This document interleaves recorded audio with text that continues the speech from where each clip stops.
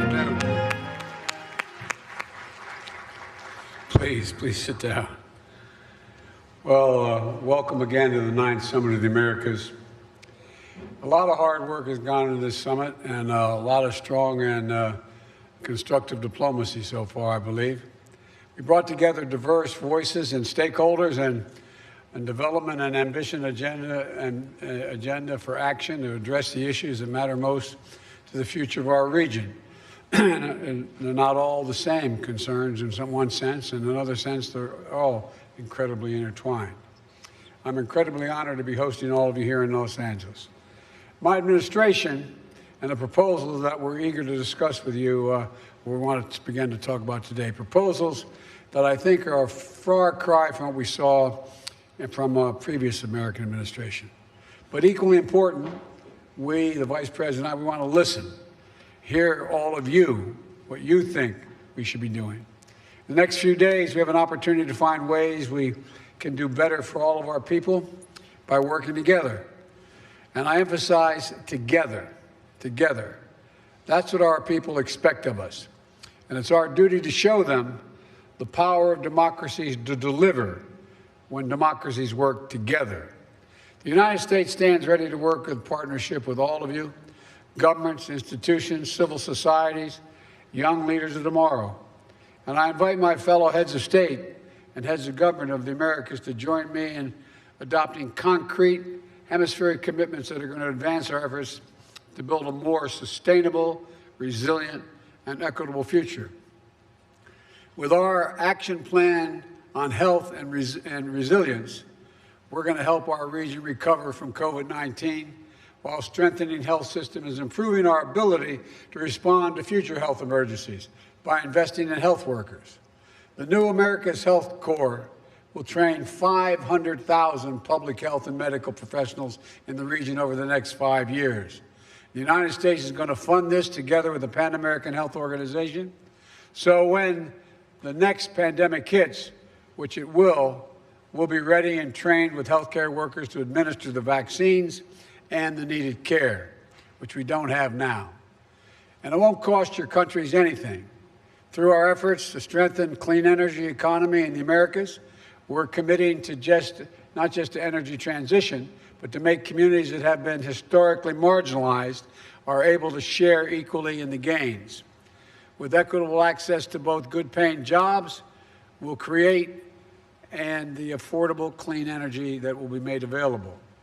I'm going to continue to work, just as I did when I was Vice President with Barack Obama, to promote trade and investment in clean energy, including using the United States International Development Finance Corporation to help countries that need assistance to assess financing and to help the region reach ambitious renewable energy goals by 2030. By adopting the Inter-American Action Plan on Democratic Governance, we're going to commit our nations to making real the promise of the Inter-American Democratic Charter.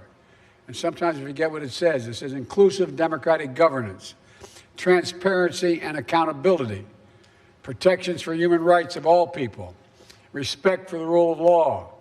And on all these issues and more, the United States is making a critical commitment to demonstrate our enduring investment in our shared future and to address our shared concerns, because they are shared.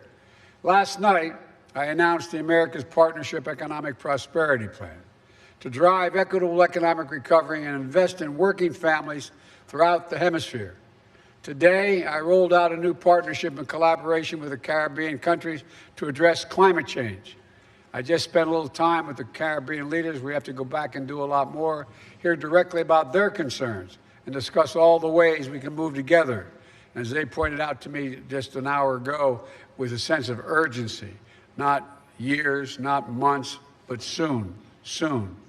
We're making good on our commitment to vaccinate the Americas against COVID-19, giving more than 65 million doses that we've already donated to the region.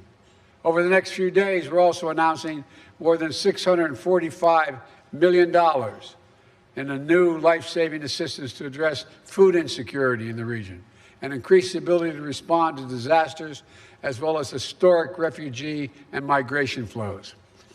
Each one of our countries have been impacted by unprecedented migration, and I believe it's our shared responsibility to meet this challenge, and I emphasize shared. Tomorrow, a number of us will join in announcing the Los Angeles Declaration on Migration and Protection. This will bring our nations together around a transformative new approach to invest in the region and solutions that embrace stability, to increase opportunities for safe and orderly migration, to crack down on criminals and human traffickers who prey on desperate people, and coordinate specific concrete actions to secure our borders and resolve the shared challenges. And tomorrow, I'll be speaking more to this and laying out our commitments. The bottom line is this: the Western Hemisphere is home for all of us. Back in 2013, when I was Vice President to Barack Obama, he asked me to lead our engagement with the region. And I said we should be talking about the hemisphere. And I made a speech back then saying the hemisphere, we should look at it as a middle-class, secure, democratic hemisphere from Canada to Chile and everywhere in between.